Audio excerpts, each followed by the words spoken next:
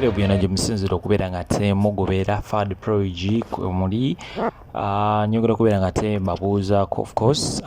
balabira mu ddungu awo mubalina okubeera nga ate mugoberera ate mubalabira mu ggwanga Uganda n'ensi yonna yonna awo mu diaspora mubalina okubeera nga ate mugoberera sagala tubeere nga tetumala budde bungi kamere nga ate nsimbula n'ensonga za Mama Fina si birungi era nga family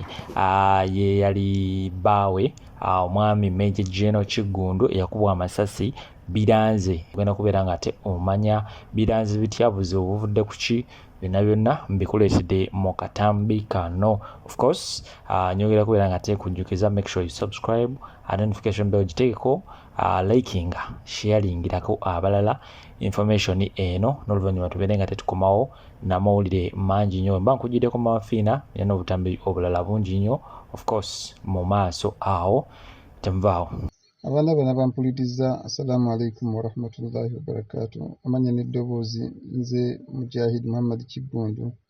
amanyikiddwa nga Jaidi Kiggundu mu mpaka za pikipiki ez'empaka nga bazidumbira mu ggwanga Uganda. Ndi mutabani w'omugenzi Major Muhammad Kiggundu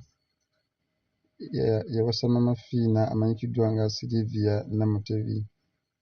Nga nze wano n'okutegeeza eggwanga ezimu ku nsonga ezimu ezigenda maaso mu famire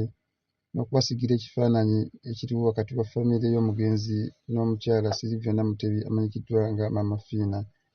Ensonga zange ziri ensonga ssatu ezindeese okwogerwako. Esookera ddala kubasigira kifaananyi ekya Mama Fina ne famire y'omugenzi Major Muhammad Kiggundu n'okujjukiza gavumenti nti famire y'omugenzi Major Muhammad Kiggundu kati myaka 8 tunafuna akasimu ka taata waffe n'okuba nga tufuna benefits okuva magye ezebaatubuulira omwogezi w'amagye Deo Akiki nga bategeezaako nti abaana 6 gavumenti erina engeri gye balabiriramu naye abaana b'omugenzi 6 yaddemu bw'ati tekuli yafunye benefits ezo. Mu part 1 y'olugero luno mbategeeza the inside story oba olugero olutuufu mmwe abali eri mutamanyi nja kusookerako ku Mama Fina kennyini nga kuye ngenda kubasigira ekifaananyi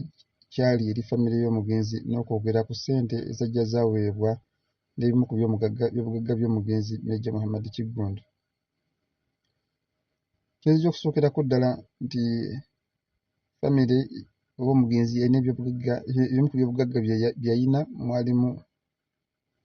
emmotoka gye yafa ng'aguze emmotoka UAZ 123A era ng'emmotoka eyo yali ya taata waffe era nga weewangaala nga tutegeeza ku butya bwe yagula emmotoka eyo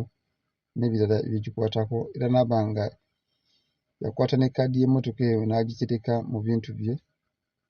eby'omugaso oba mu mpapula ze ez'omugaso. Naye kya nnaku nnyo okubanga oluvannyuma lw'okufa kwa taata waffe wiikisi 2 Mama Fina avaayo n'ategeeza nti emmotoka eyo teyali ya taata waffe era ne kkaadi n'aba nga yagiggya ku Seeka Kibaate twagiteresa amuggyako kkaadi eyo n'aba nga akyusa amannya g'emmotoka eyo n'agitunda. Tumusaba yakube mutima akomyewo emmotoka eyo oba etundibwe ebalirirwemu akasente kaveemu kabeere nga kalabirira famire. Yatukakasa ddala nti emmotoka eyo si ya taata waffe wabula n'atugamba nti amannya agali ku kkaadi gaafaanana bufaananyi ga taata waffe era n'aba nga yatulaga nti nno Muhammad Kiggundu oyo yali mulala wabula teyali taata waffe era n'aba nga yasindikibwa ne ku poliisi batulaga Muhammad Kiggundu omupya naffe bwe twewuunya netutegeezebwako nti yali nannyini emmotoka eyo era ne poliisi yatutegeezaako mu bw'ejja tusiba singa tuddamu okulondoola emmotoka eyo wabula nga kya nnaku nnyo okuba nti kkaadi y'emmotoka eyo yali ewangalira waffe mu bintu bya taata waffe era ne taata waffe nga tutegeeza nti emmotoka eyo yali ye naye kya nnaku okuva kufa kwe nti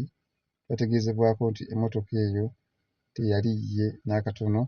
wabula yali ya Muhammad Kiggundu omulala oyo Mama Fina gwe yatwanjulira ku poliisi. Ku nsonga y'amabugo gavumenti yaweereza amabugo mu kuziika era amabugo agava mu gavumenti agava mu UPDF twawulira ku muzindaalo mu kufiirwa saali ssente ezitakka wansi wa bukadde 10 ezaweebwa taata waffe omuto era nga taata waffe omuto yategeezaako nti Mama Fiina yasindika abantu ne bamuggyako ssente ezo nga n'omufuuta nabakuba nga asaalirwa nga kimanyikiddwa nti omusiraamu wafa tumusaalira ne tumuziika wabula taata waffe omuto yaggyibwako ssente ezo nga n'omufuuta nabakuba nga asaalirwa. Ssente endala amabugo ze ssente ezava mu pikipiki z'empaka abo abavuzi ba ddigi ze baatukuŋŋaanyiza ssente zitakka wansi w'obukadde 8 era ne twesiga ne Mama Fiina tumutegesa akasente ako wabula tetwafuna mbeera oba accountability ku ssente ezo ku biki bye zaakola. Ssente endala ez'amabugo ze ssente zaatutegeezebwa omwami Kubeera nga tugenzeewo ku payini awo kubanga tubaako emmotoka emu gye tutunda yatutegeeza nti ku muzikiti ekibuli nga taata waffe amaze okufa waliwo amabugo agaakuŋŋaanyizibwa gabeere nga gayambako ku famire. Engeri gyekiri Mama Fiina era avuddeyo n'alangirira nga wagenda okuba nga ayamba famire wakati mu kugibeererawo n'okuba ng'agikwasizzaako ku nsonga ezimu n'endala. Baamutuukirira ne bamukwasa ekisawo kya ssente kibeere nga kiyambako ku famire naye nga amabugo ago twagayikanga bwekanzi nti gaaliyo naye tetwamanya nazo ku ssente ezo biki bye zaakola. Mama Fiina yavaayo n'atutegeeza nga famire nti taata waffe yali tamanyikiddwa era teri muntu yenna yamuwa amabugo wabula amabugo gonna gaali gage ng'omuntu era ye yali akubagizibwa yekka wabula nga kitaffe yali tamanyikiddwa. Ndi mutabani w'omugenzi Sheikh Major Muhammad Kiggundu yattibwa e Masanafu nga yakubibwa masasi mu kibuga Kampala nnaku z'omwezi nga 26 Novemba 2016 era abamu bamumanyi nga yali awasizza omukyala Sylvia Namutebi Mama Fiina. Omulamu ogundeese nkiikiridde famire y'omugenzi okuba nga ntuusa eddoboozi eri omukulembeze w'eggwanga yattu Uganda His Excellency Yoweri Kaguta Museveni. President Museveni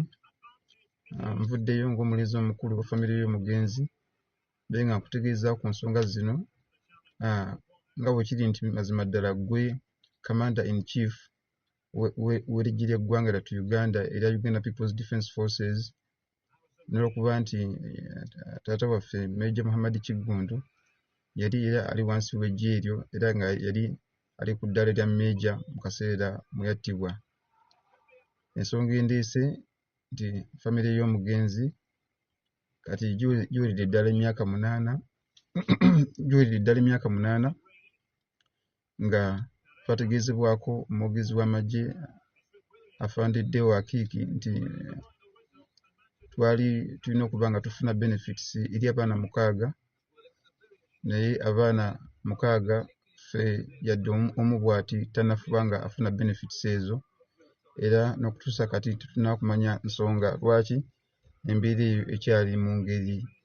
ngeri eyo nga bw'eri. N'ensonga endala ke kasiimo ka taata waffe Major Muhammad Kiggundu akamanyikiddwa nga pensioni. Omukulembeze w'eggwanga lyattu Uganda President Museveni twogera okutegeeza ku nsonga zino nti akasiimo ka taata waffe kati emyaka 8 tetunnaba kumanya lwaki tetunnaba kuba nga tuweebwa ssente ezo okuva mu magye zibeere nga ziyambako baana bamulekwa, abaana abatasoma, abaana abeetaaga obuyambi wakati nga mu kutandikawo bizinensi tusuubira ddala nti Katonda aba tusaasidde ssente ezo sobola okuva mu bizinensi esobola okuyambako abaana ne famire okuba nga etambuza emirimu egy'enjawulo ng'okusomesa abaana n'ebirala. Nvuddeyo n'eddoboozi nga nkiikiridde famire y'omugenzi okutegeeza nti President Museveni tukusaba jjajja waffe tuli bazzukulu tukusaba jjajja obeere nga otunula mu nsonga zaffe zino. Ensonga zino zirudde era tubadde bagumiikiriza nnyo n'wetuukidde okuvaayo tukutegeeze ku nsonga zino nga tulaba nti wandiba nga teriyo ssuubi olw'okuba nga tufuna akasiimo ka taata waffe. Tukakasiza ddala President Museveni nga ye gwe Commander in Chief owa Armed Forces ly'eggwanga Uganda tukusaba obeere nga okwata ku bikivunaanyizibwako babeere nga baggusa ensonga eno era bwe tunaaba tufunye akasiimo ka taata waffe tujja kuvaayo tubeere nga tukwebaza n'okwebaza gavumenti y'eggwanga lyattu Uganda. Sijja kuba nga nsussaako awo wabula okwongera okutegeeza nti Pulezidenti Museveni tukwegayiridde jjajjaffe, tukwegayiridde ensonga za Major Muhammad Kiggundu ez'akasiimo ke tetunnaba kalabako era tetumanyi oba tuli kafuna, so ng'ate ayina abaana oba yali ayina abaana bangi abeetaaga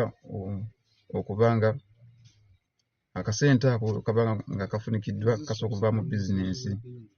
Tukwegayiridde Pulezidenti Museveni